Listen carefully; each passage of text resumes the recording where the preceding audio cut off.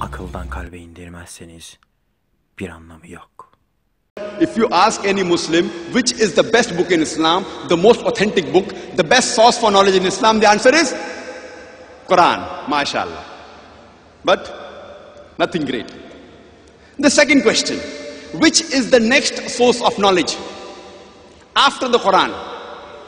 Hadith, mashallah. No two difference. Hadith of the Prophet Muhammad sallallahu alaihi wasallam. You may say Sunnah, you may say Hadith. There is no two difference. Everyone agrees. Whichever type of Muslim he may be, he agrees the first main source is Quran, the next is Hadith. Now, most of us are aware that there are different types of Hadith. Some Hadith which are Sahih Hadith, which are strong, authentic. Some Hadith are Zaif Hadith, which are weak Hadith. Some of them are Mawdu, concocted, fabricated Hadith. Which Hadith a Muslim should follow? Sahih Hadith. MashaAllah. Three questions, the answer remains the same. It will not differ. Any type of Muslim you ask, whichever group he may belong to, whichever sect he may belong to, the answer is the same. Number one source is Quran, Allah's Kalam, Allah's word. Number two source is the sayings of the Prophet, the Hadith, the narration of the Prophet. Number three, that in the Hadith, what we have to follow is the Sahih Hadith. No two view at all. Come to common terms as been assigned you. Now based on these three answers, we proceed further. But when I ask a Muslim that what is he or what school of thought he belongs to or what is his madhab, most of the Indians, they tell me they are Hanafi.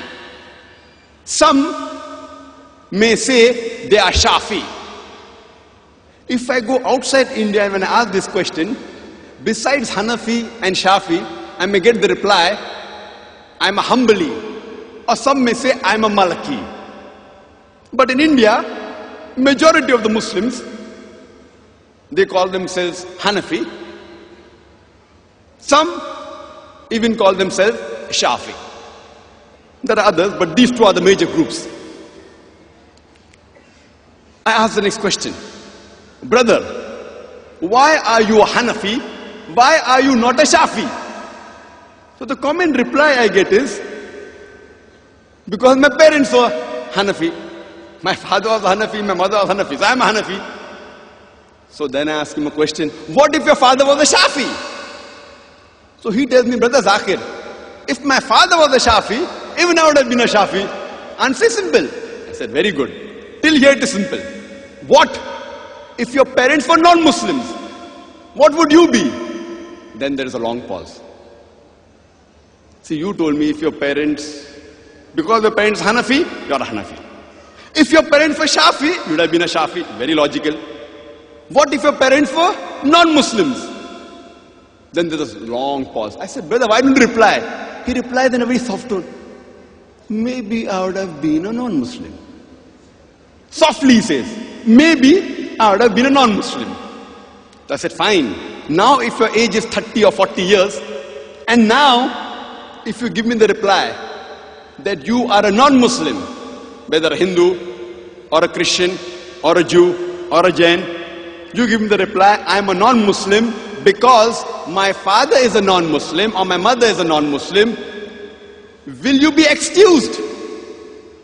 There's a long pause. He doesn't reply.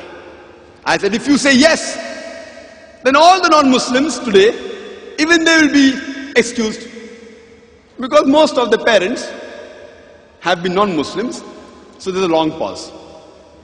Then he gives me the reply after thinking, if Allah gives me hidayah, I will become a Muslim.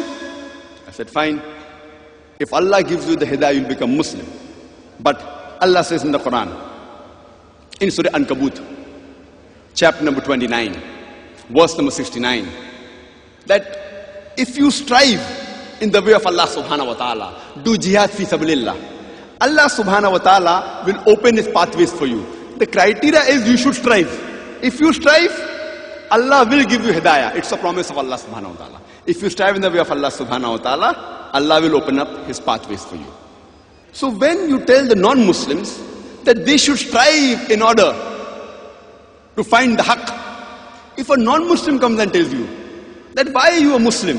And you give the reply, because my fathers are Muslim. So he will tell you, have you strived? Have you tried and found the truth? So it becomes your duty even to study about Islam. Read the Quran and the Hadith. Compulsory. İslami tebliğ bildiğiniz üzere her Müslümanın görevidir. Görevinizi bu videoyu beğenip paylaşarak yerine getirebilirsiniz. Tek bir tıklama ile imanlara vesile olabilirsiniz. Unutmayın, vesile olan yapmış gibidir.